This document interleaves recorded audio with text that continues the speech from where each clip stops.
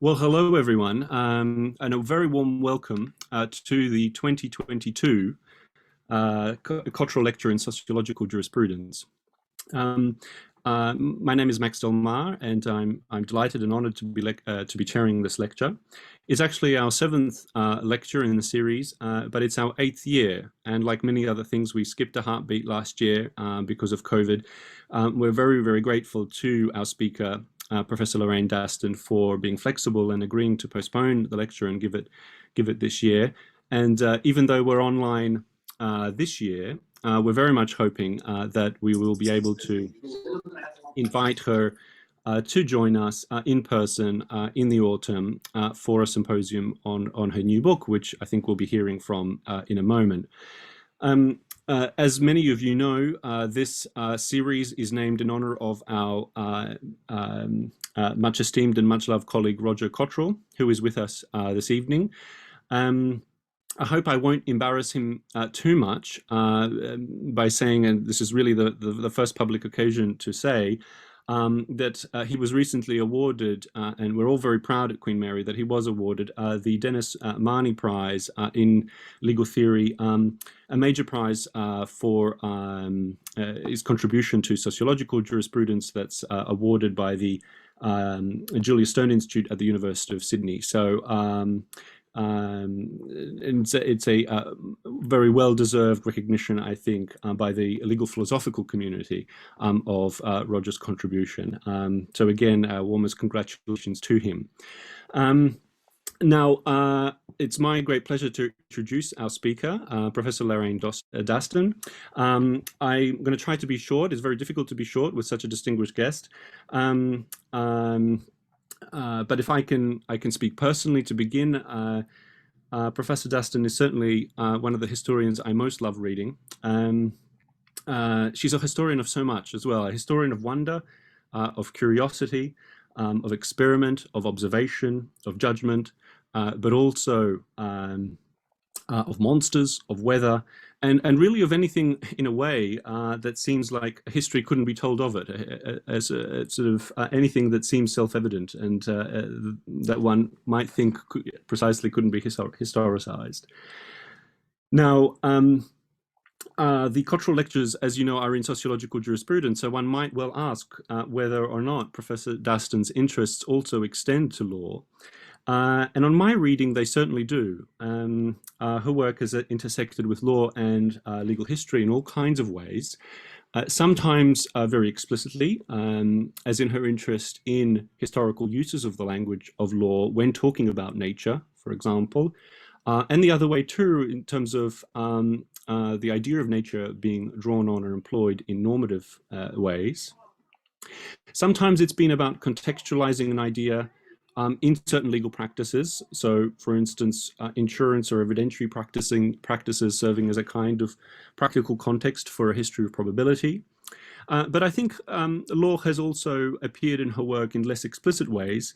Her work on objectivity, for example, has great relevance for anyone thinking about legal judgment. And certainly when I have read her as a legal theorist, someone with an amateur interest in legal history, I've often thought that there's so much to learn from the history of knowledge, certainly as Professor Daston writes it, for legal theory and legal history, and that there's such an interesting, rich relationship between the practice of legal judgment and its norms and the practice of scientific inquiry and its norms, or its moral economy, as Professor Daston has also characterized it and talked about it.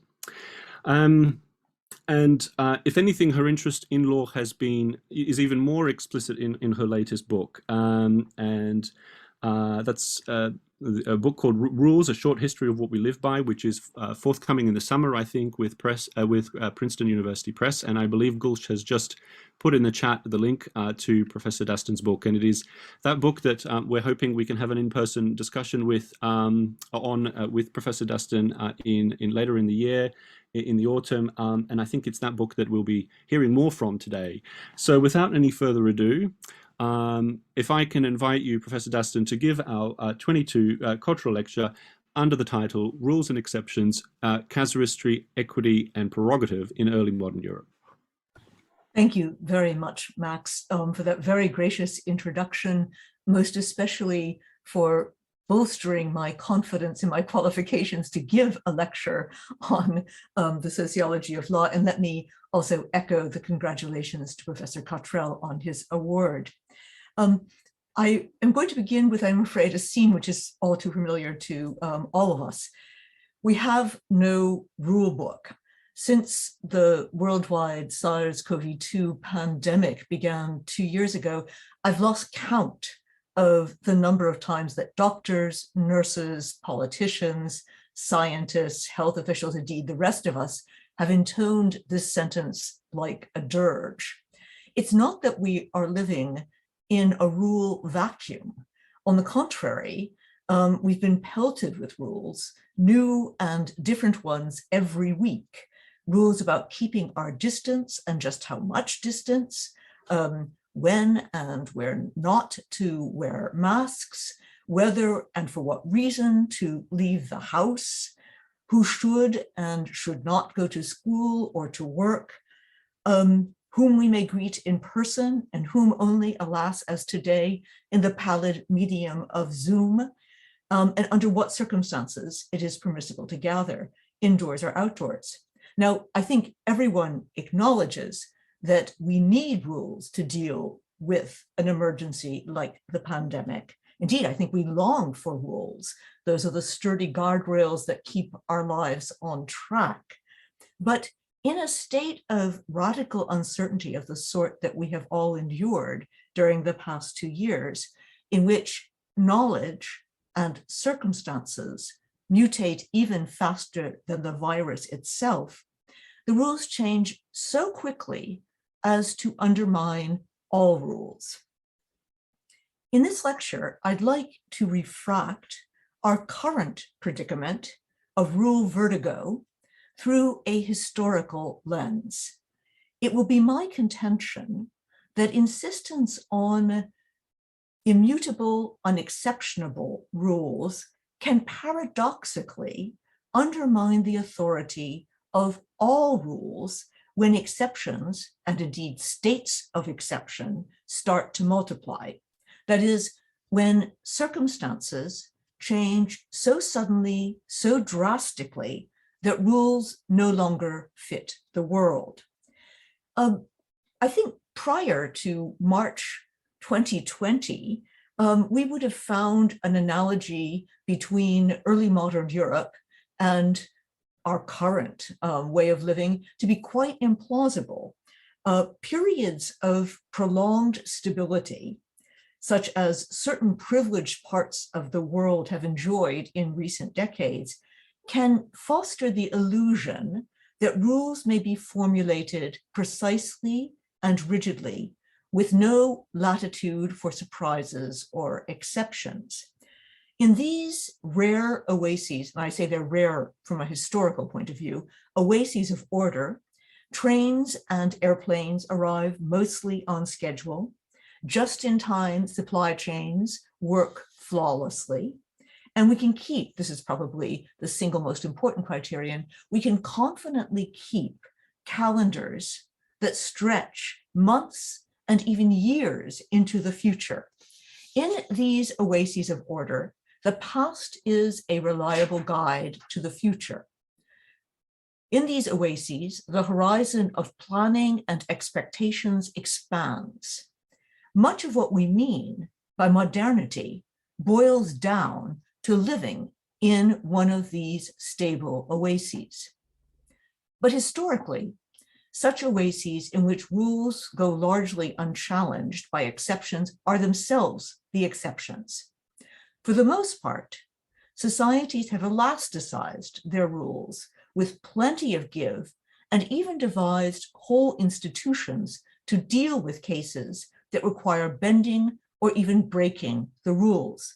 And I'm going to look at 3 such institutions that dealt with bending and breaking the rules in early modern Europe: casuistry in moral theology, equity and law, and royal prerogative in politics. Now, the reason I've chosen these institutions in this particular historical context is because in the course of the 16th and 17th centuries, all three of these institutions came under fire. In all three of these domains, new ideals of what a rule should be emerged. And these new style rules aspired to universal jurisdiction, timeless authority, and impregnable validity. This was a vision of rules without exceptions. I emphasize it was a vision, not a reality.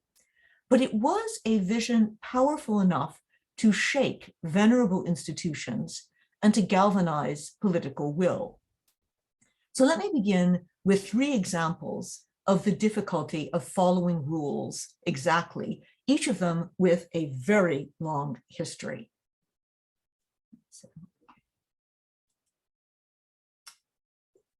Thou shalt not kill, Exodus 20:13.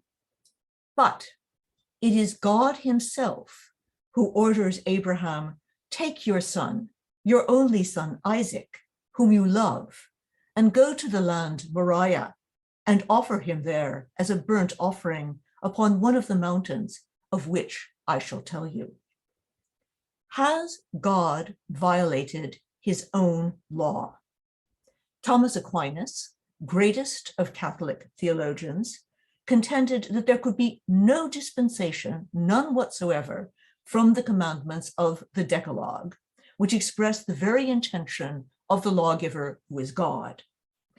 But in the case of Abraham and Isaac, Thomas invoked secondary principles that, and here he writes, in some particular cases of rare occurrence, might suspend the first principles even of divine eternal law. That is, God is allowed to break his own rules on occasion. The second example.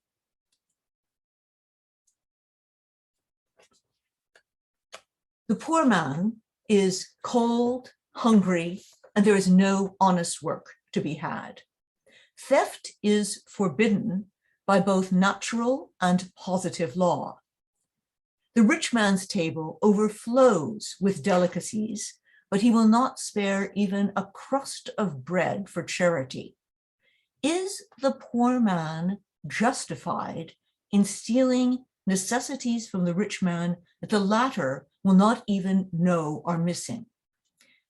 17th century German natural law theorist Samuel Pufendorf pleaded mitigating circumstances, here reading from the 17th century English translation. And though regularly what depends upon courtesy, that is, giving alms to the poor, ought by no means to be extorted by force, yet the extreme necessity alters the case and makes these things as claimable as if they were absolutely due by a formal obligation. And finally, my third case. The rule of law preserves citizens from executive orders not subject to checks and balances. But an emergency has erupted, a devastating flood, an epidemic, a surprise attack, civil war, and the executive takes charge without consulting either legislature or judiciary. Philosopher John Locke, the most eloquent 17th century defender of the right of a free people not to be subject to the arbitrary power of even the most benevolent ruler, endorsed the exercise of executive prerogative to provide for the public good in such cases which, depending on unforeseen and uncertain occurrences, certain and unalterable laws could not safely direct. The question that is raised by all three of these examples is, when does bending the rule break it?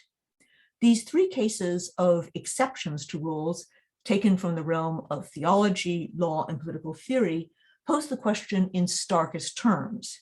Must law, even divine law, or the rule of law itself, sometimes bend or break altogether?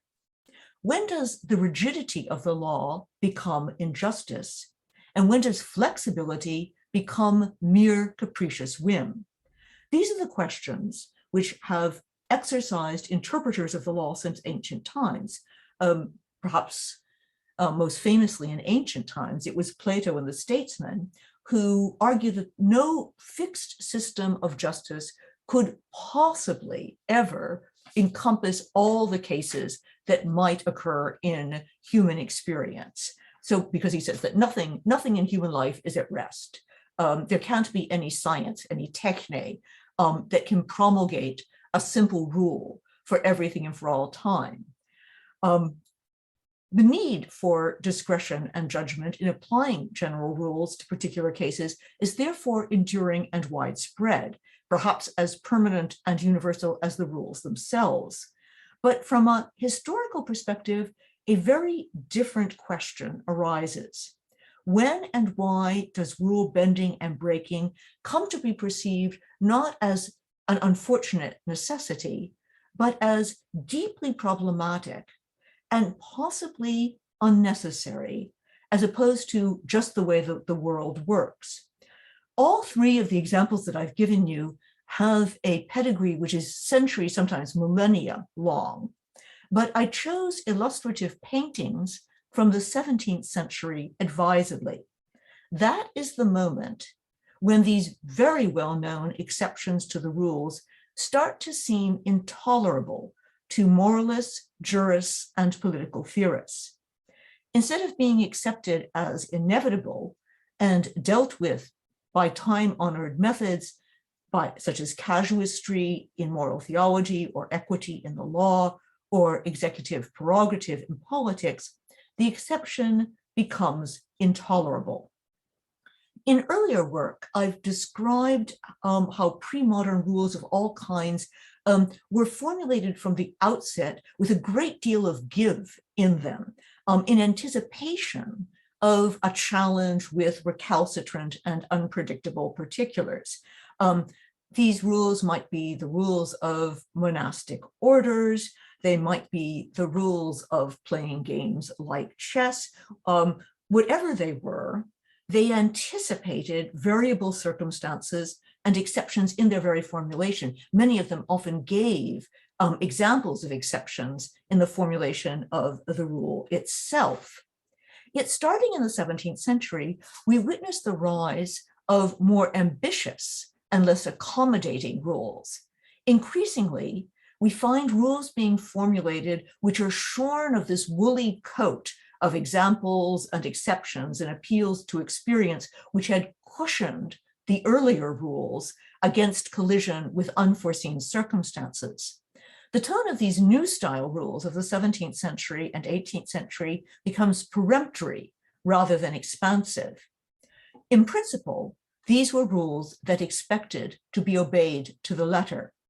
In practice, letter and spirit inevitably clashed in application to hard cases. That is, judgment and discretion have never become obsolete, but they did become deeply controversial. And we are still living in an age in which judgment and discretion are deeply controversial. Specific decisions that stretch the rules had always been controversial in the sense that they should be avoided. Aristotle says that you should try and formulate rules which cover as many cases as you can possibly foresee. But he also understands that there will be cases that you can't foresee, in which case the judge is supposed to imagine himself or herself, himself certainly in Aristotle's formulation, in the position of the original legislator. And we still, of course, have schools of constitutional interpretation in the United States, most notoriously, in which judges attempt to divine the intentions of the original framers of the Constitution, a very Aristotelian practice. But I'm going to look now at the ways in which there were institutions, whole institutions for dealing with such exceptions, and how they came under fire in the 17th century. So let me begin in Paris in 1630 with casuistry. The Jesuit Etienne Bonny is counseling French Catholics, especially the merchants among them, on how to reconcile sharp dealings with their religious duties. For example, is a lender justified in charging interest to a merchant to undertake a perilous but potentially lucrative voyage, and if so, how much? So this is the kind of situation that would have been extremely familiar in all of the bustling port cities of Europe since at least the 15th century. And that's why here Fortuna, the goddess of chance, is represented as almost part of the mast of a vessel sailing out to sea. Now, under canon law, such a loan with interest would almost certainly have been prohibited as usury. But Father Boni, speaking for the maritime insurers who had been conducting business in every European port city since at least the 14th century, defends the practice of charging interest, provided that the amount of the interest is in proportion to the expected profit and risks of the voyage. So in effect, he's arguing it's not really interest, it's in fact what he calls the price of the perils that threaten to deprive the lender of any repayment on the loan. The fine-tuning of the costs to the case doesn't stop there. Boni also enjoins the merchants to take account of the relative financial situations of the lender and the borrower.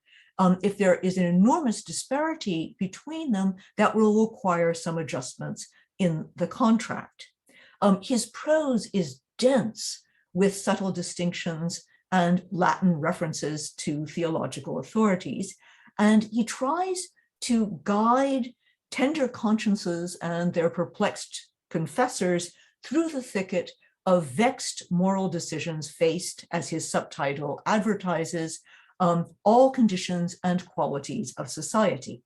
Now, I should say that Boni's moral counsel did not meet with universal approval, even amongst Catholics. He was the spiritual director of the powerful Cardinal de Rochefoucauld, but nonetheless, his book was ultimately condemned as too permissive by both the Pope and the theologians of the Sorbonne.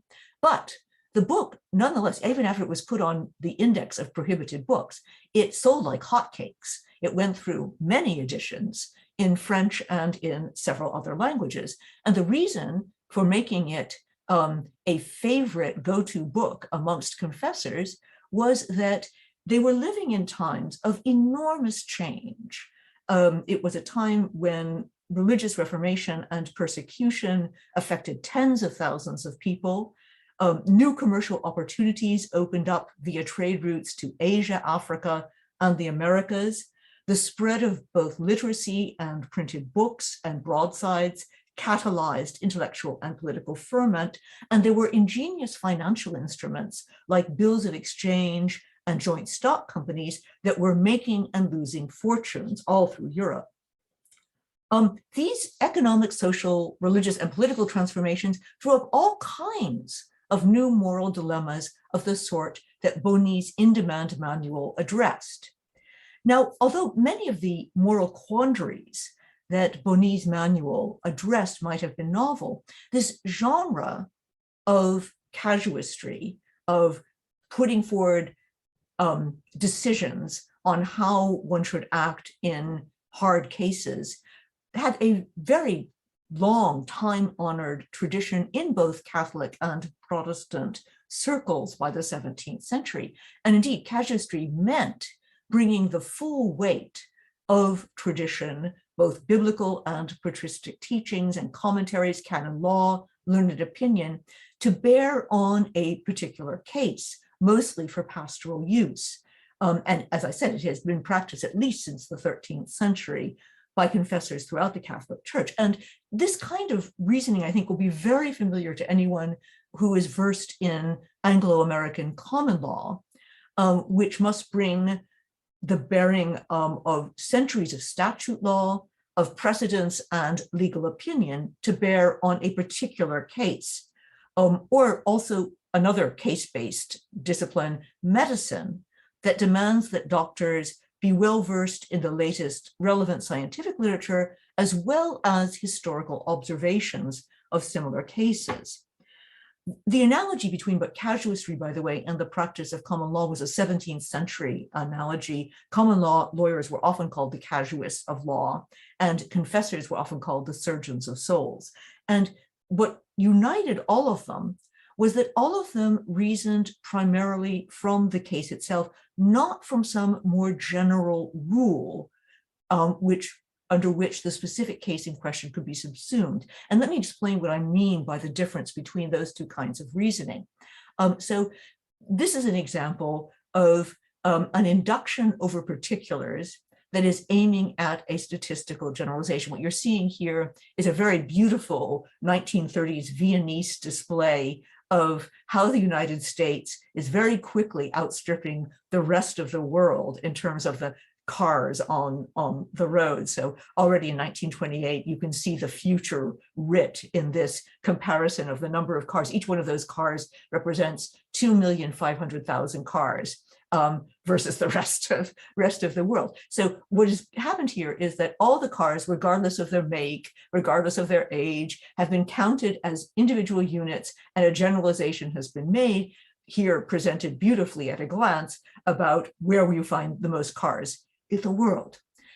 Contrast that with this kind of induction, which is from particulars to particulars. You see this kind of paw print, and you infer to this kind of animal, the bear or the squirrel or the deer.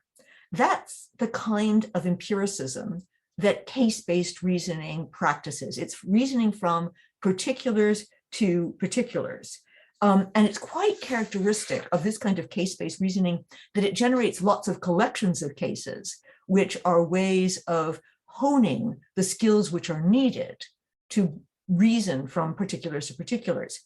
What you're seeing in the case-based reasoning of casuistry of any kind, whether it's in law or moral theology or medicine, is not a search for the one single principle which will subsume this particular case. Instead, what you're doing is testing one principle against another. It's almost always the case that there's more than one reasonable principle which applies to the case at hand, and that's what makes it a hard case. If anything, in this kind of reasoning, the rule is subordinated to the case. The gauntlet thrown down by case-based reasoning is to discern which analogy out of an infinite number of possibilities weighs most heavily, but never exclusively in this particular case, without ever losing sight of rival analogies that would have favored alternative governing principles. Cases are good to think with because the thinking never stops. So now let's return to the Reverend Father Boni and his advice to confessors on how to deal with their merchant parishioners who are anxious about the welfare of both their investments, but also their souls. You see this heaping up of contextual detail. Are there reports of pirates and other perils en route? That is, just how risky is this voyage going to be? How valuable is the cargo? What are the relative financial circumstances of the lender and the borrower? This would all be a distraction from the fair pricing of interest on a loan, were it simply a mathematical problem. But in the case of moral theology, they are absolutely of the essence. Casuists of all stripes, Protestant or Catholic, legal or medical, were as avid for such particulars as mathematicians were averse to them. And as the particulars of a case proliferated, so did the potentially applicable rules. So in the end, the resolution of such a case is to distinguish some rules as being more salient than others, but only after a contest amongst the possible rules that might be applied to this case. So casuistry tests the rules before it bends them. Now, this kind of reasoning might have been specially designed to drive mathematicians and rigorists of all persuasions fairly mad. And Boni and his fellow Jesuits fell famously afoul of the French mathematician and religious rigorist Blaise Pascal. In his polemic against the Jesuits, Les Provinciales, which is usually translated as the provincial letters. Pascal, writing anonymously, attacks the Jesuits. You can see, I hope you can see in the frontispiece here that the righteous emissary of God is actually striking with a thunderbolt a whole stack of books, of which Bonny's is one. Bonny is named several times by names by Pascal in this treatise. And the whole thing is a fiction in which a provincial gentleman named Louis Montalt visits Paris and is writing letters back home about all the goings on in Paris. And he's particularly scandalized by his visits to an affable Jesuit who is able, by skillful argumentation, much of it taken from Father Bonny's book, to basically exculpate anyone for almost any sin or crime. So he can find a way to release monks and nuns from their duties to fast during Lent. He can find a way to forgive nobles who have fought a duel despite the prohibitions against shedding blood needlessly, and the like. And the affable Jesuit, Montalt's interlocutor, explains to him that most people just aren't good enough to be able to follow the dictates of scripture and the church fathers to the letter. He'd lose half his flock if he were a rigorist. And moreover, times have changed since the time of the church fathers, and moral theology has just got to keep up with the times. I'm afraid that casuistry and the Jesuits have never recovered from Pascal's parody of its, on the one hand, on the other hand, on the third hand, on the fourth hand style of reasoning, largely due to the influence of this book, which was quickly and widely translated. The word Jesuitical, particularly in Protestant circles, became synonymous with overly subtle, sophistical, and slippery arguments. Jesuit casuistry was condemned for laxism even by popes in the course of the 17th century. Pascal, who was as unbending in religion as he was in mathematics, had championed the cause of ironclad principles over supple particulars.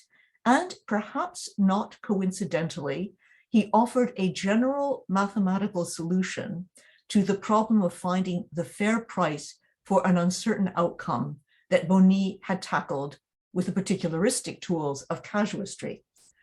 In the course of the 18th century, the very meaning of conscience shifted from a learned tradition that embraced every theological statute and precept, as well as individual circumstances and intentions. It changed from that to an internal faculty that reached its judgments as much by feeling as it did by reasoning.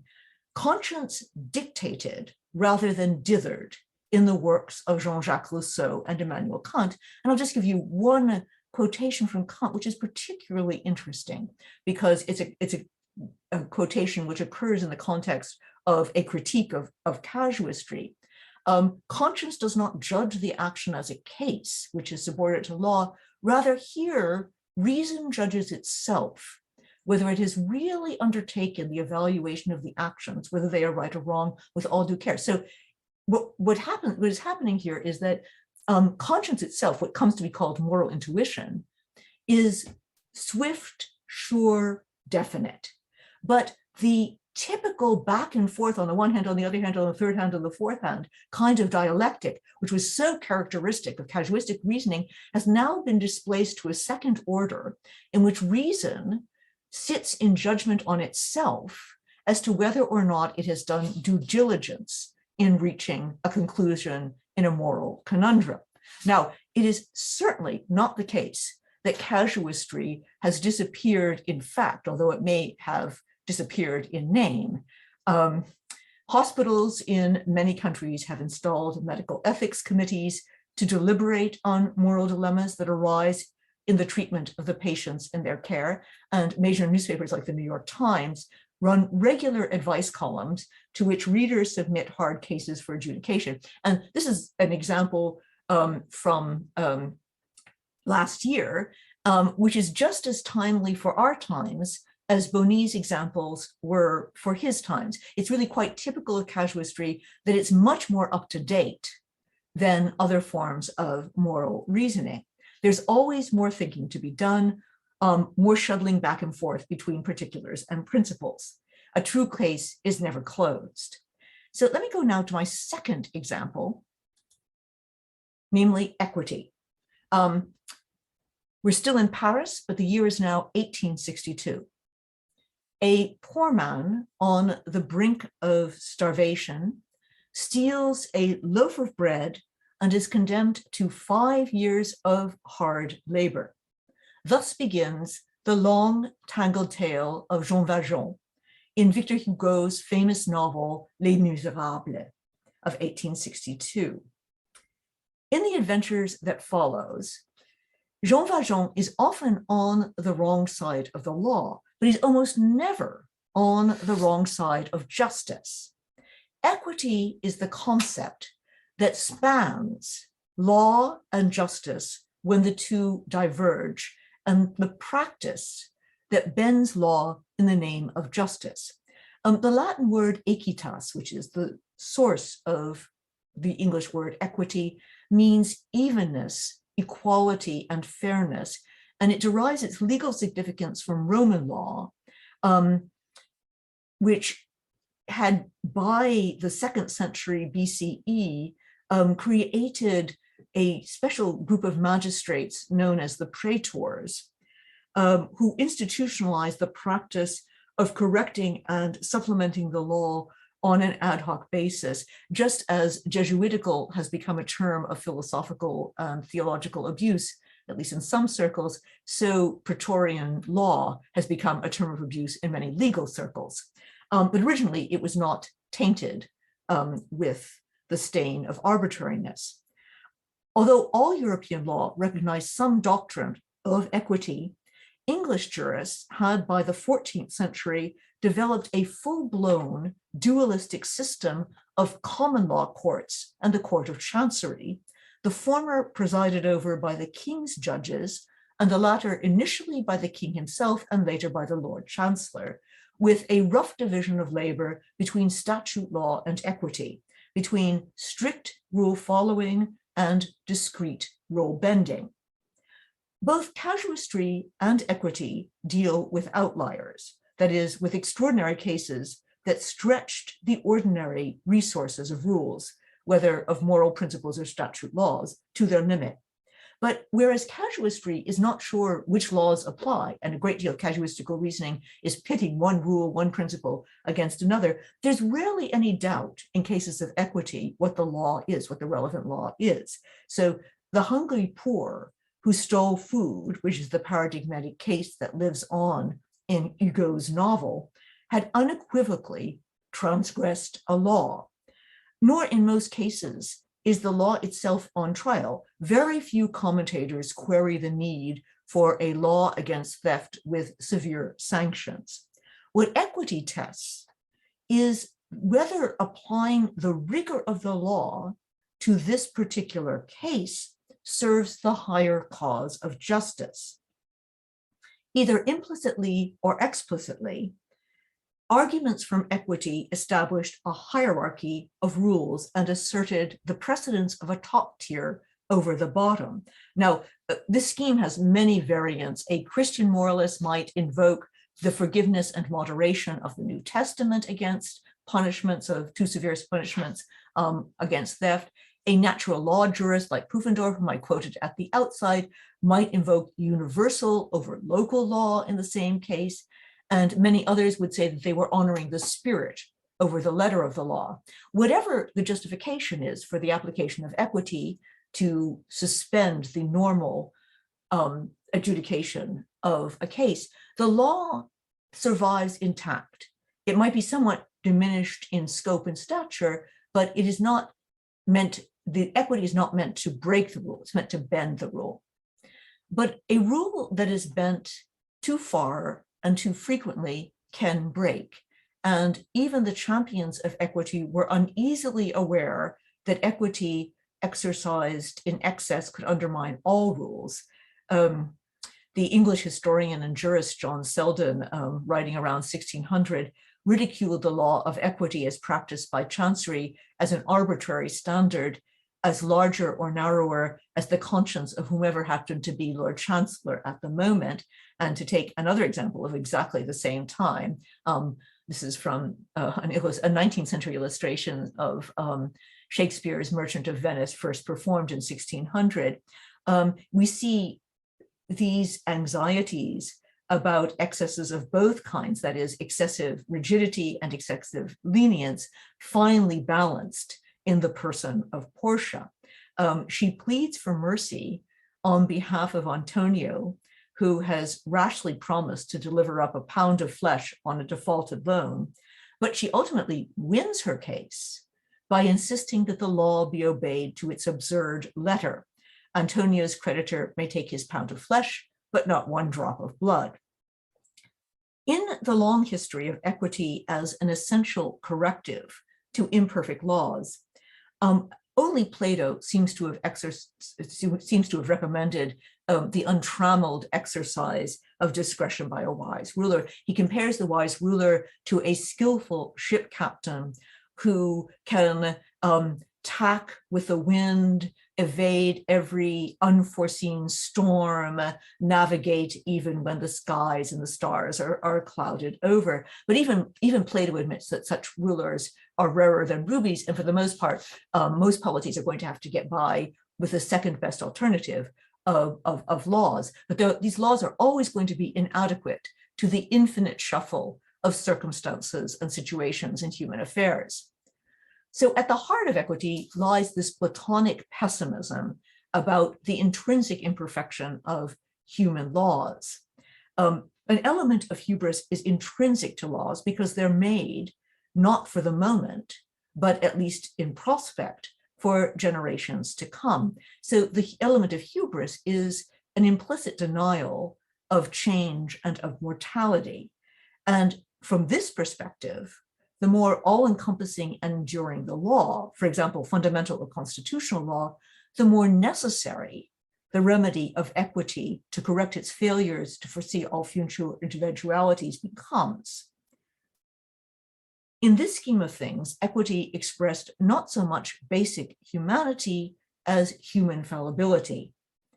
17th century writers on equity contrasted the universal righteousness of God's laws everywhere and always of the same equity in all cases with imperfect human laws. And one sees this represented in this Genevan 17th century depiction of justice. Note that équité, equity, is the heavier of the two balances. But from the late 17th century onwards, chancellors fortified their decisions with reasoned justifications that emphasized consistency and stable procedures. These developments coincided with the rise of a Ciceronian over an Aristotelian notion of equity. So Aristotle, in a famous passage in the Nicomachean Ethics, said, what we really need is something like what the architects of the island of Lesbos have. It's a kind of ruler which is made of lead, which is curved, so lead is soft, so that you can curve it around if you have to, for example, measure cylindrical objects like columns. He says that's what we need for these hard cases. But what you get by the middle of the 18th century is a Ciceronian view which assimilates human law, especially natural law, to the laws of nature. So when David Hume in 1751 writes that even robbers and pirates could not maintain their pernicious confederacy did they not establish a new distributive justice among themselves and recall those laws of equity which they have violated with the rest of mankind, he's endorsing this new Ciceronian ideal, which is there's a certain kind of natural law which holds for all human societies, even the societies of outlaws. Equity itself becomes no longer a bending of the rule, but the rule itself. And Hugo's tale of Jean Valjean measures the distance between equity as an institutionalized way of making exceptions versus equity as natural law. So the case of a poor man absolved for stealing the necessities of life, if there was no alternative, had been a touchstone for theorists of equity since at least the 13th century. And the weight of learned opinion had consistently swung the scales of justice, as here, in favor of moderating equity over the rigor of the law. But the Kantian argument against that, which enjoined those inclined to make an exception in this case to legislate that the exception be valid for all cases, basically put paid to that form of pointillist exception making. By the late 18th century, natural law had been pulled into the orbit of the laws of nature. I'm glad to say more about this during the Q&A. And it was suspended no longer by mercy and moderation, but only by miracle or by an executive pardon. So under the Napoleonic Penal Code of 1810, no considerations of equity mitigated Jean Valjean's mandatory sentence of 5 years of hard labor. Only a pardon from on high could rescue him. And as in the case of casuistry, equity in its ancient sense, as an unavoidable exception to even the best laid laws, did not disappear, whatever it might now be called.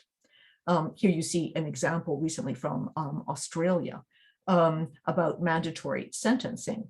So these current controversies over mandatory sentencing for drug-related offenses or whether or not self-defense can be invoked by victims of domestic violence who kill their abusers, or whether children or the mentally ill who commit crime should be shielded from the full severity of the law. These are reviving all the considerations that exercised early modern jurists and moralists, once again rehearsed by the opposing sides, but without any longer an institution and a vocabulary in which to frame them. Yet the word exception is rarely used by those who plead these mitigating circumstances. So in the course of the 17th and the 18th centuries, new political and philosophical visions of which opposed the rule of law to the whims of the ruler and exalted equality before the law reinforced tendencies to prefer overall consistency and uniformity to case-by-case adjustments. Let me now turn to my final example, executive prerogative. We are in London, it is 1617. Sir Francis Bacon, in his capacity as Lord Keeper of the Seal, instructs Sir John Denham on his duties as newly appointed Baron of the Exchequer. You don't have to read the entire quotation, but I draw your attention to what is Bacon's main point. Prerogative and the law are not two things, but the king's prerogative is law and the principal part of law, the firstborn or pars prima of the law. Therefore, in honoring royal prerogative, you conserve and maintain the law. Now, Bacon occupied almost every high legal office in England during the reigns of Elizabeth I and James I, and he's here taking a stand on what is already a fraught political debate in England over the rights of Parliament versus those of the monarch.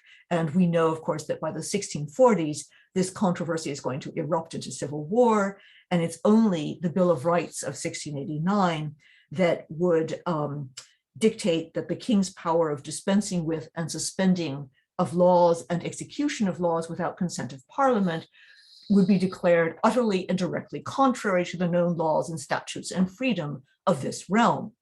But in 1617, Bacon could still assert that royal prerogative, the power of the monarch to override statute law, was not only consistent with the law, it was the law. The 20th century German political theorist Carl Schmitt famously defined sovereignty as the power to decide on the exception. Schmitt was adamant that the exception, which arises in times of extreme peril, cannot be codified in the existing legal order. Unlike casuistry, which tests one rule against another, or equity, which bends the letter of the law to conform to its spirit, the state of exception proclaimed by the sovereign breaks with rules altogether.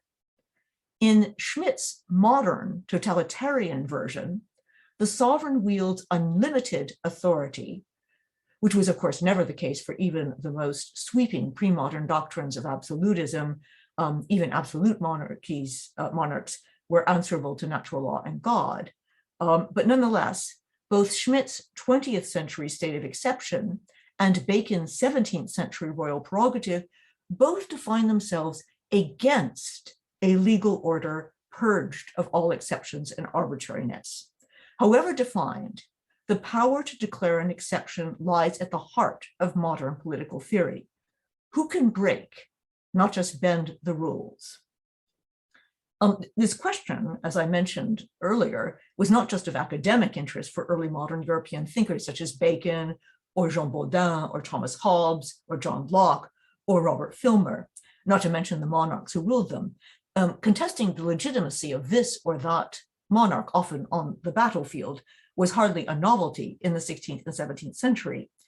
What was novel was a sustained challenge to the monarchy itself as a legitimate institution, especially to its prerogative powers to abrogate law and custom. Treatises, pamphlets, sermons, speeches rolled from the printing press debating these questions fiercely and also very consequentially. These are the ideas that are going to ignite civil war, reform constitutions, they trigger repression, and they ultimately brought into existence modern political ideals about the rule of law that Schmidt so detested.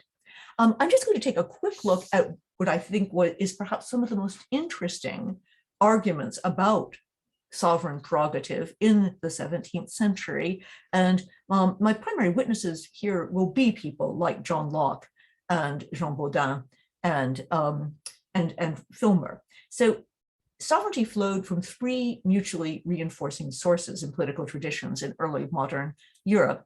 One of them was simply patriarchal power, just as the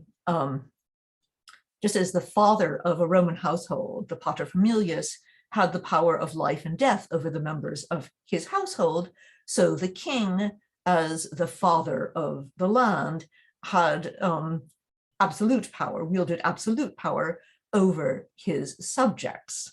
The second was, of course, divine authority, but divine authority was often intermixed with patriarchal justifications. And the third justification was the law of conquest. So a conquered people might be subject to the absolute dictates of a monarch. Famously, Filmer, in his treatise Patriarcha, or the natural power of kings, traced a continuous line of God's grant of dominion over the earth to Adam down to the reigning monarchs of all the world. And as the title of the work indicates, divine right was tightly intertwined with paternal authority. He thought it was absolutely absurd that the subjects might be asked whether they agreed to accept the monarch as their ruler, as absurd as asking parents whether they, or rather children, whether they accepted their parents as their parents. James I, whom Bacon served, also weighed in this debate.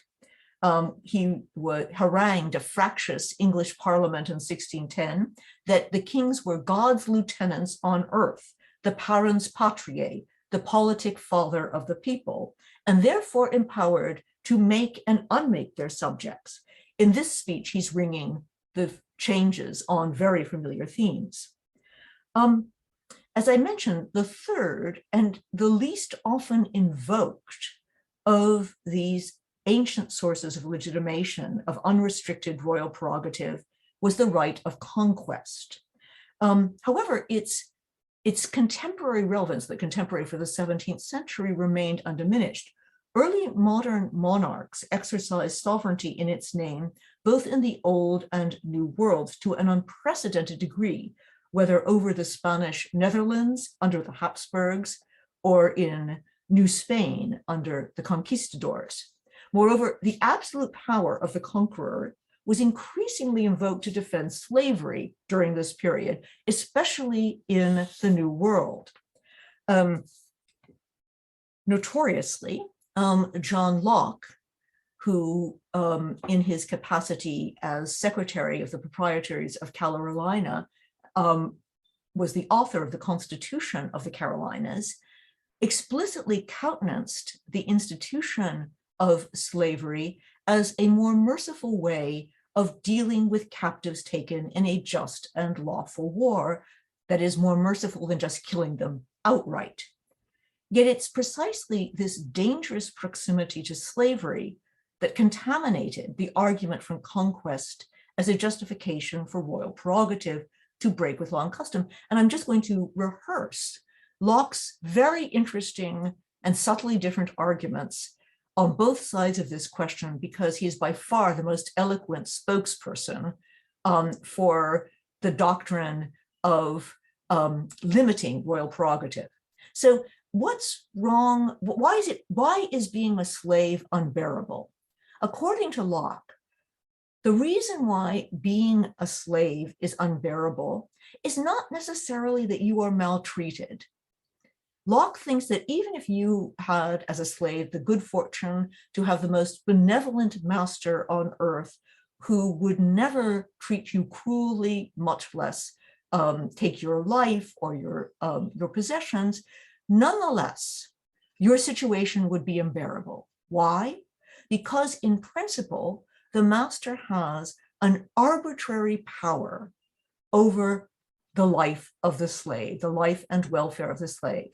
And it is this subjective uncertainty that at any moment, the kind master might turn cruel that makes the plight of the slave unbearable, and therefore makes the distinction absolutely fundamental to the kind of republicanism that Locke espoused between freeman and slave fundamental, absolutely fundamental. Now, I stress that this is subjective uncertainty. Locke does not think that we have any right, or indeed any prospect, of being freed of the objective uncertainty of, for example, the weather, wars, political revolution, and any of the other disasters that might befall the master as well as the slave in the course of life, and often did in the course of the 17th century. It's this subjective uncertainty which defines the predicament of the slave. If we turn then to Locke's doctrine of royal prerogative, what we see is something quite interesting, because it's apparently so very similar in argument to his arguments about the difference between being a free man and a slave. Here's his definition in the second treatise of government about prerogative. Prerogative being nothing but power in the hands of the prince to provide for the public good in such cases which, depending on unforeseen and uncertain circumstances, occurrences, certain and unalterable laws could not safely direct.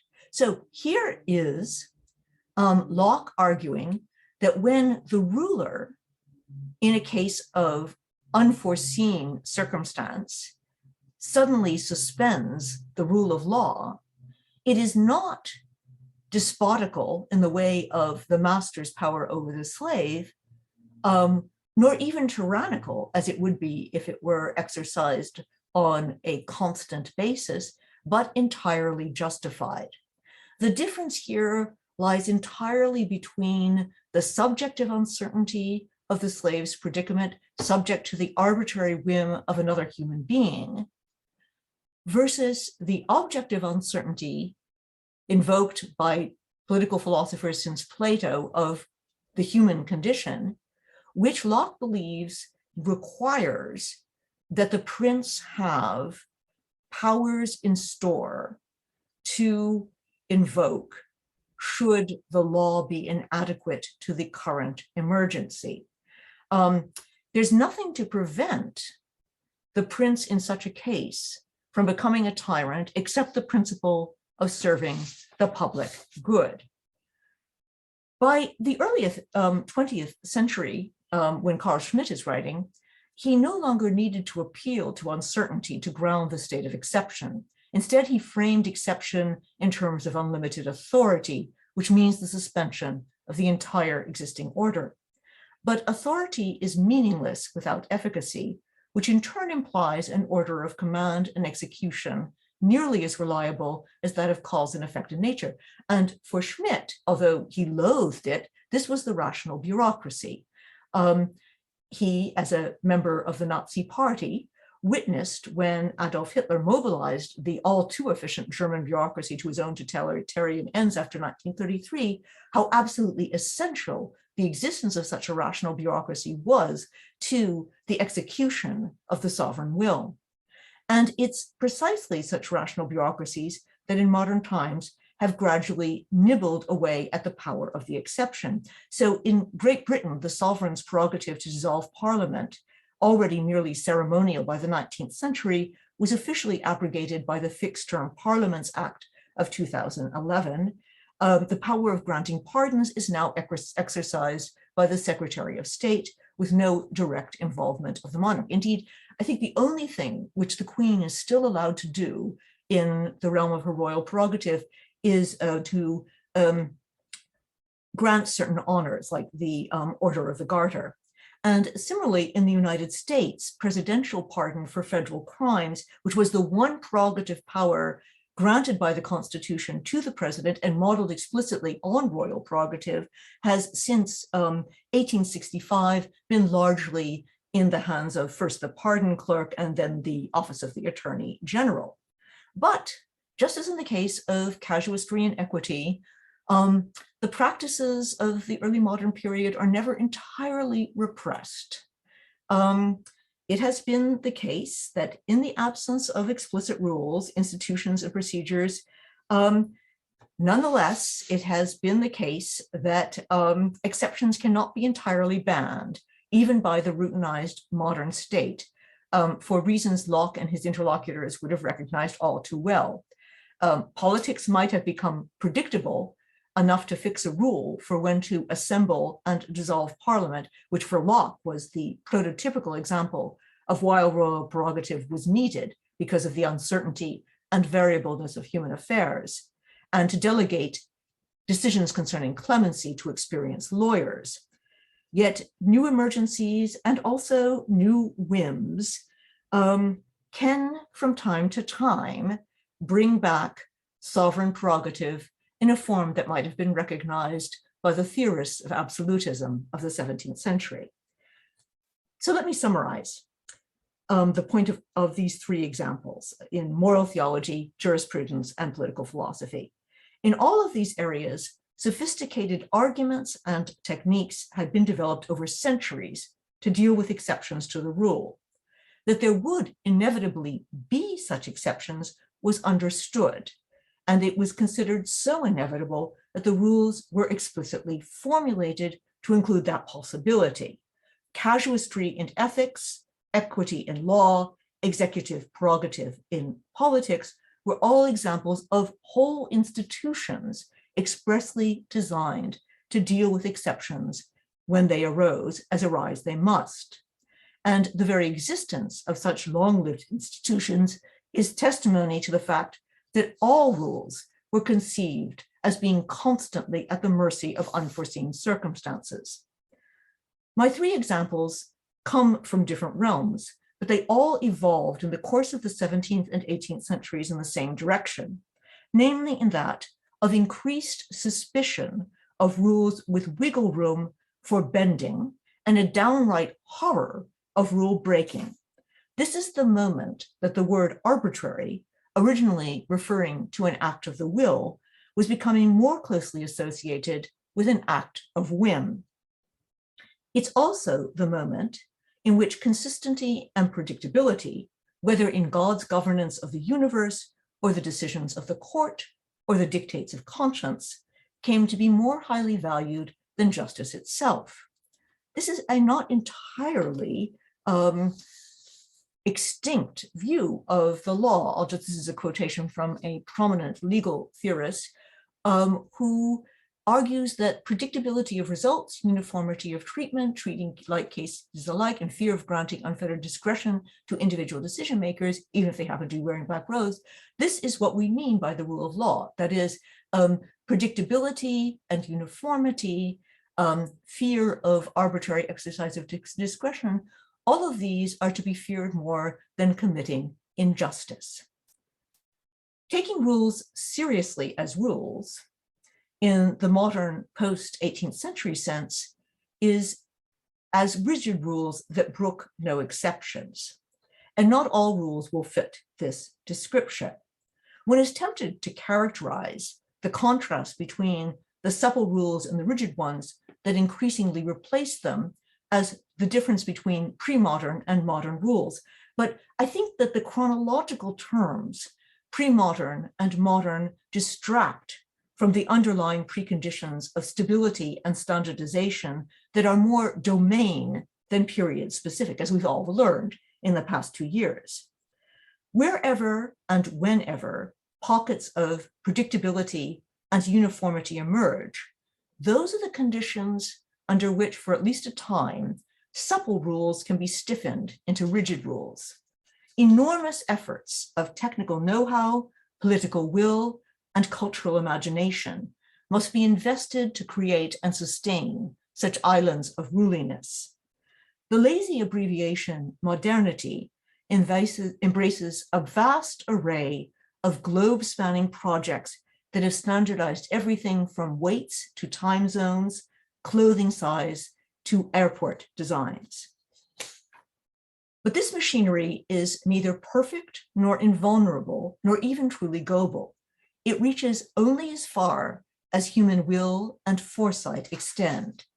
Miscalculation and misfortune, in the form of an epidemic, a nuclear reactor accident, an earthquake, can still wreak havoc in the world's most thoroughly modern cities. When the background conditions for rigid rules suddenly collapse, supple rules return, no matter what the epoch. While it is true that rigid rules have proliferated in many domains since the 18th century, many supple rules have crept in through the back door, dragging discretion along with them. Bureaucratic rules followed to the letter are so cumbersome as to amount to a form of strike, work to rule. Legions of lawyers and accountants have sprung up to interpret the cut and dried rules of the tax code.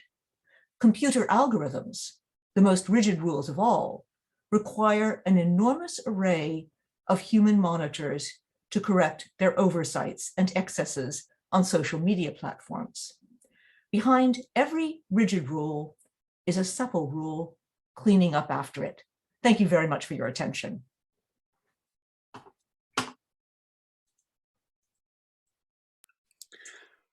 Lorraine, thank you so much. That was not only an intellectual feast, you know, and I think a perfect example of your really infinite interests in so many different fields, but also a visual feast of, you know, I don't know if there are that many historians that can get away with combining a 17th century paintings with, you know, contemporary news cuttings and then weave them together in such a eloquent, harmonious whole. So it's wonderful on many levels. So thank you so much. We have time for questions, and Professor Dustin has said that she'd welcome questions. So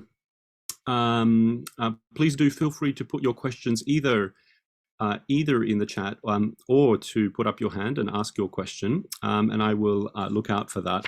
I mean, just while where people are gathering thoughts and asking, thinking about what they might ask, I wonder if I could just ask you, if we want to tell a history of these scholarly visions, as you mentioned at one point, in many ways, visions precisely of either, you know, one could go of one of two ways, I suppose. One would be to tell a story of an oscillation between two extremes. On the one hand, the particularists, let's say, with some kind of sense of the need for almost an unbounded discretion, and on the other, let something like the universalists with their vision of rules that have no exceptions.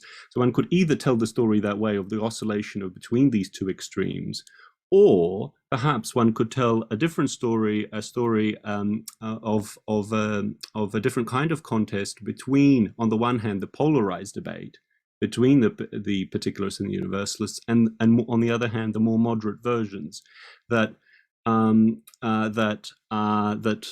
might from the outset be looking at modes of stable discretion or precisely inherently flexible rules. So the idea of that equity, let's say, is not outside of law but within law, or something like that. So I wonder which way you would go, whether you would go with the story of oscillation between extremes, or whether or not, and then think about under what conditions one or the other emerges as more dominant, or whether you'd say the way we should do the history is to put on one side the more extreme views, and on the other the more moderate, and look to understand the historical circumstances in which the debate is either more extreme in terms or more moderate in terms.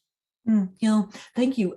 I think what's happened is that we have deprived ourselves of the moderating institutions.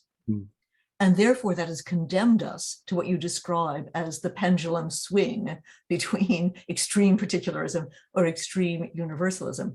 I was very struck in doing the research for this lecture that all of the institutions, or at least certainly all of the predicaments, and to some extent some of the institutions which were the early modern institutions which came into disrepute, survive covertly in some form, but they have been deprived of highly sophisticated armamentariums of reasoning that would make such decisions seem less arbitrary or less extreme, condemning us, as you say, to the oscillation between extremes. So the Court of Chancery, the casuist, the long tradition of contextualist reasoning in moral theology or moral philosophy, the use of prerogative in certain circumstances, all of these had been heavily theorized with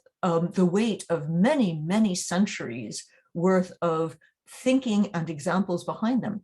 When you obliterate that tradition, you don't obliterate the circumstances which gave rise to those institutions in the first place. You just leave yourself at the mercy of the immediate circumstances and the immediate arguments and emotions of the moment. Thanks so much. I mean, what other circumstances do you think that help nourish these moderate institutions? I think a recognition of the fragility of our arrangements. I think, as I said, the pandemic, to be finishing this book on rules in the midst of the pandemic had a certain grating irony to it, which is why I began with the vertigo of rules, that it I think created an inevitable shock about how unpredictable our world could be. I'm sure everybody had the same experience I did, which was at some point just throwing away your calendar. And what was the point of planning if, from one month, 1 week to the next, the circumstances would change entirely? That jolted us back to a world that was familiar to everyone in most of the world's history. And it created the consciousness, I hope, that our oases of order, as I've called them, are the great historical exception. Wonderful, thank you. We have a hand from Julie Stone-Peters. Welcome, Julie. Thank you, Max, and thank you, Lorraine. That was really extraordinary. I don't know who else could have, had us romping through all of political theory, all of legal history, and brought us straight into the, sometimes devastating present. So thank you very much. I was also thinking about how much it was the Trump era followed straight by COVID also seems highly relevant. I have a couple of questions. I'm not going to, I don't expect you to answer all of them, but I thought I'd just throw them out there. We're very used to hearing justifications for the rule of law. It's sort of deeply embedded in our, in our post-era of rights political theory. I was wondering whether there was anything that surprised you about the kinds of justifications for rule following that arose across the period that you're marking as the period of change, the period of complete transformation. And I'm especially interested in additionally interested in whether there are recurrent metaphors that arose on either side of the debate that strike you as really significant. And I'll save my other question for later in case there is time. Thank you. That's a wonderful question. So at this point, this is deformation professionnelle. I'm going to bring in a history of science example, which is that there's a whole battery of arguments. They are in natural philosophy, they are in theology, they are in political theory, which prize uniformity and constancy above everything else. And they're most shocking in the context of theology, in which people like Robert Boyle, Leibniz, Benjamin Franklin even, argue that it's better that God should, from time to time, create disasters for innocent people, which are the I don't know if you could say unintended in the case of God, but the byproduct, the necessary byproduct of the uniform constant laws of nature, than that God should suspend these laws to avert disaster for the innocent. So Benjamin Franklin, for example, manages to find a silver lining even in the Lisbon earthquake, which was the horrible natural catastrophe which prompted Voltaire to write Candide, bitterly satirizing the Leibnizian figure about this being the best of all possible worlds. Franklin says, well, it's really terrible for those people in Lisbon, I agree. But, for the people in Northern Europe, it probably has shifted the water tables so that they're able to irrigate their farms more effectively. And this is showing the wonderful constancy and uniformity of God's laws. And you get these arguments, mutatis mutandis, without God, in the political realm, which is, it's better that this is why I quoted Frederick Schroeder, which is, it's better that the laws be predictable than that they be just.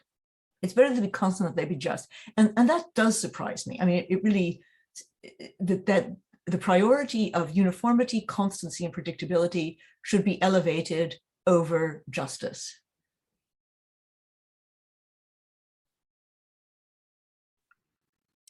Okay, great. Thanks a lot. We have a hand also from Andrew Fitzmaurice. Welcome, Andrew. Thanks, Max. Lorraine, that was just wonderful, and I think it's going to take me a long time to absorb everything you've talked about this afternoon. I just wanted to ask if you could say a little bit more about why there is this shift from the 17th century. What is driving that? Because I'm thinking of 20th and even 21st century developmental economists would tell us that we need the rule of law and freedom in order to have economic development, and yet David Hume and Adam Smith argued, as I understand them, really the opposite to that actually it was the development of modern commerce that gave rise to the rule of law and to ideas about freedom. So I mean, just even in those two views, they're quite opposite kind of ideas about causality, and I was wondering which side you would fit. I mean, it seems to me you seem to be arguing something a little bit more like David Hume would. I mean, I think that commerce, particularly in the 18th century, contributes to creating increasingly one of these oases of ruliness. So David Hume, writing in Edinburgh in the 1750s, can be fairly certain that tomorrow is going to be like today. David Hume, I don't know whether he kept a calendar, but he could probably have kept one with some ease of mind well into the, say, 6 months ahead. That would be the radius of planning. So insofar as the fact that it's commerce which is creating this kind of stability, I do subscribe to that argument, and I think it holds in spades for the 19th century. So the reason why, for example, weights and measures become standardized, or that we have time zones which are standardized, all have to do with making the world safe for global commerce in the 19th century. So many of the preconditions for ruliness are indeed preconditions which are first and foremost those driven by commerce, especially globe-spanning commerce. But I don't think that could be the whole story. And in my answer to the previous very interesting question, I think that one has to understand that probably what is driving this more than anything else is a theological debate, especially in the late 17th century. And that is, if you look at the cause of the most bloodshed in the 16th and 17th century, it was the Faticidal wars of religion. And one of the most destructive tools in the hands of sectarians was to claim a miracle which could thereby used to go over the heads of both civil and ecclesiastical authority. And by the late 17th century, you have absolutely united ranks amongst Catholic and Protestant theologians that God rarely, if ever, suspends his ordinary providence for his extraordinary providence, and that God favors above all a uniform and constant order. And I think that's what gives the rule of law its moral authority as well as its practical preconditions. That argument is echoed in, as I said, realm after realm after realm. Also, of course, amongst the natural law theorists like Pufendorf and Baberac and Thomasius and Kant ultimately also. And I think the fear of sectarian chaos and the ways in which the abrogation of law can be used to create that kind of blood-drenched chaos, that is the nightmare to which the rule of law was considered to be the solution. Okay, thank you. Thanks so much. Yes, and it is so sad and terrible that we do live in a moment where, unfortunately, the words blood-drenched chaos echo very loudly. We do have we had to have a couple of questions online. I thought I would just perhaps go in the order that they've been asked, and read you one from Simon Stern. So hello, Simon. He asks, as Carol Rose showed in her Crystals and Mud article, courts and legislatures have historically addressed these problems through a pendulum swing related to the articulation of doctrine. Rules, in quotation marks, get specified in broader and then narrower ways, and this occurs in various other areas, such as wills and estates. Is it your sense that in general there has been a hardening or ossification along these lines in the articulation, specification of doctrine in recent decades, and have other techniques of broadening or narrowing sprung up? Thank you very much for the question. I fear that I will be inadequate in my answer simply because I'm not well-versed enough in the legal discussions that you're describing. I don't know the Carol Rose, article, for example. I only would revert to my reply to Max's question about oscillation, which is, if you deprive yourself of reasoned institutions for balancing between the narrow and the broad interpretation of a rule, you are condemning yourself ipso facto to these kinds of pendulum swings back and forth between extremes. There will be an obvious abuse on one side, which will lead to careening toward the other side, and then vice versa in an endless and dispiriting cycle. So without reviving judgment and discretion as reasoned categories, as opposed to objects of suspicion, I don't see any way out of this. Okay, I have another question. At the risk of sounding, this is from Dean Rowan. So at the risk of sounding Jesuitical, I'll note that equity has evolved to address circumstances in which there is no legal remedy for a given harm. Taken literally, this means equity is not responding to an affirmative application of laws that results in an unjust result. Rather, it seeks to fill a gap left in the law. As such, equity isn't an exception, it's an alternative. How does this state of affairs fit your account?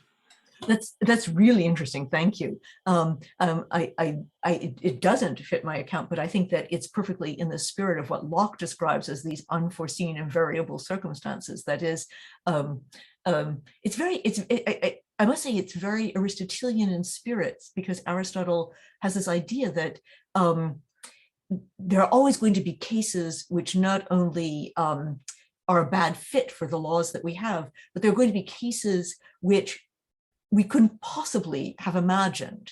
And from your description, it sounds as if that's how equity has evolved, which is not only to bend the law we have, but also to supply the law we don't have but need for a particular case. So you're absolutely right. It's not an exception. It is, what should we call it? An alternative or an extension, but very much to deal with the same human predicament, which is we are at the mercy of uncertainty. And we have a question also from Sarah Winter. Oh, Sarah's there. Sarah, would you like to ask your question? Yes, thank you, Professor Daston, for this fascinating talk. I was just wondering about Chancery. One of the problems that led to its abolition was the cumbersomeness of its rules, the costs of litigation, and the cumbersomeness of its procedures, and the terrible time lag before its decisions were reached. This was satirized most famously in Charles Dickens's novel Bleak House. Jarndyce, right? Yes. Yes, and have you considered how concepts and values of timeliness or delay factor into your history of transformations and notions of rule and exception? Yeah, that's a very interesting question. I think that they factor in, I guess, in situations where there are too many rules. So as I understand it, but please correct me if you are no doubt more expert about this than I am, the direction was indeed in the direction of ever more rules, ever more procedures. And this had already begun in the 17th century. Bacon, for example, when he's Lord Chancellor, says he wants to write down what the procedures were to ensure more consistency in decisions. And then you get situations like the tax code in certain countries, in which it's this monster of barnacled over with rules which were designed for past problems, which now complicate everything. And I think that this situation might be one of a kind of sclerosis of the oasis of order that I was talking about.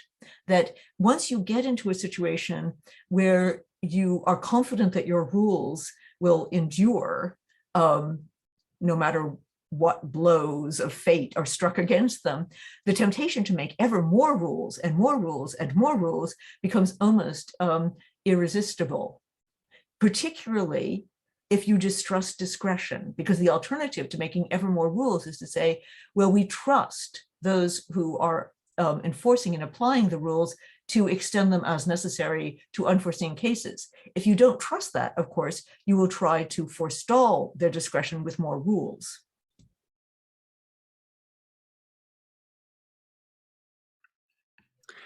I think we might have time for one more question, and maybe I can't resist going back also if we have a moment to Julie, because she said you had more, but there is one more comment here from Isabel Ruler. She says she'd love to hear more about the role of conscience in equity. It's the cue for equity to step in to soften and mollify the extremities of the common law. And she says, I'm wondering if the rise of sensibility in the 18th century can be seen in chancery cases from the period, and to what extent, if so, it was separate from rationality or entwined with it. Yeah, that's a very interesting question. I must be very cautious in my answers because it really would involve looking at, indeed, the chancery cases of the 18th century. But already in the 17th century, that quotation from John Selden is about conscience. It's the conscience of the Lord Chancellor, whether it be wide or narrow. And the role of conscience absolutely rises, its fortunes rise in the course of the 18th century, very much in tune with the cult of sensibility. That's, Rousseau, by the time you get to Rousseau, the reason why a jury should or should not convict is intime conviction, an intimate conviction, an internal conviction of some kind, an unthinkable, absolutely unthinkable for the casuists or the lawyers of the 17th century. This would have been seen as our appeal to a gut feeling of some kind. But even Kant, whom we don't usually think of, except perhaps in the context of the Third Critique, as a romantic, has a very similar idea of conscience, which is that it speaks to you somehow from the depths, and it speaks in a voice so authoritative that it's irrefragable. And the only role of reason is to sit in judgment upon itself. It's a completely different idea of the source of moral authority than that informed any of the other examples which I gave. Thanks so much. I mean, Julie, would you like to come back and ask anything? You don't have to. I'm happy to come back, although my question has completely changed due to this utterly fascinating discussion. I do have a kind of a question / speculation, in part inspired by the last question and in part inspired by Andrew Fitzmaurice's question about history. One could imagine possibly two phenomena that might account for the change, between sort of the 16th and 18th century, and that you would envision the changes as not as the product of certain kinds of thought, but as a corrective to two phenomena. That is, so the rise of the increasing importance of natural law discourses, and I understand that you're saying conscience is a whole different kind of discourse, but these are counter-rural discourses. And the other thing would be in contract law, the rise of a merchant class that is essentially creating its own legal system. Contracts are self-made laws effectively. And contract law does become much, much more fluid between the 16th and 18th century. And I wonder whether this rule-bound, maybe it's only a discourse also, because maybe, all legal decisions are discretionary in some sense, because they're interpretive, but maybe it comes discursively to counter these two forces. True or false? Gosh, it's a really interesting speculation. I guess I would discount, I think, the role of the natural law theorists in this, and the reason is they talk a good game. But when it actually comes down to deciding about anything concrete, they always appeal to positive law and to local law. So, you have Thomasius, you have all of them are very exercised as to whether or not slavery is legal under natural law. And you get very different answers if you go from Grotius to Thomasius. But you also, by the time you get to Thomasius, you have Thomasius is worrying, does a wife really have to be faithful to her husband? Why? Why? And at this point, there's no natural law gives no clear answer to them, so they have to fall back upon the all of the specificities of statute law. So I think they're sort of toothless in terms of this overall transition. With regard to contract law, I find that really interesting. I confess, what I know most about is maritime law. which is, of course, a very specific kind of law, maritime and insurance law. So I'd be very hesitant to generalize on that basis. But what I can say is that on that basis, if you look, for example, at the Venetian maritime law, or the what is it called, the Guide de Rouen of the 16th century, the Venetians of the 15th century, an incredible corpus of very sophisticated mercantile contract law. So I wonder about how novel, I think maybe in Northern Europe it's novel, but not in the parts of Europe which have been trading emporia for centuries before. There's an unbelievable corpus of mercantile law generated by the Venetians, the Genoese, and others. So. Thanks so much. Would you allow one more question now? I've last one. Sure, sure. Yeah.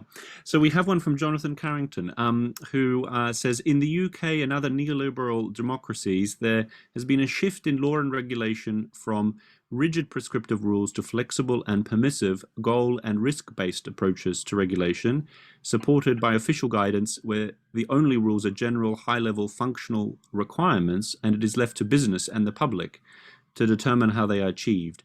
There is also a shift of responsibility for the cost of developing detailed technical rules and standards, and liability if they turn out to be inadequate. Has setting rigid technical rules and standards simply become too expensive and is therefore left to industry to develop? No, that's an interesting question, again, about which I can only speculate.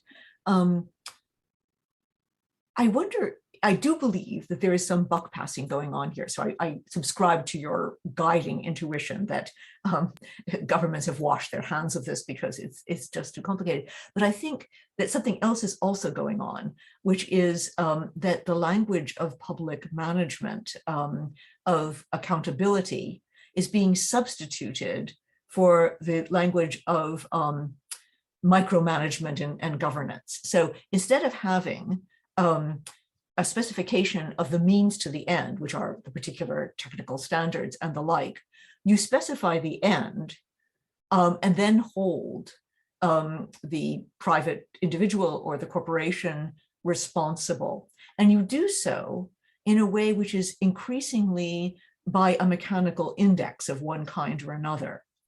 And so that what you're creating is a kind of meta rule, which is, we don't care how you get to this end, which maybe it will be an impossible end, by the way, but we are going to specify a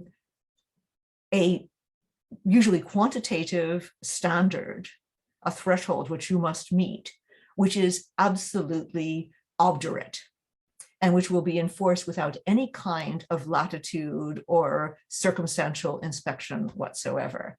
And I suspect those two things go together.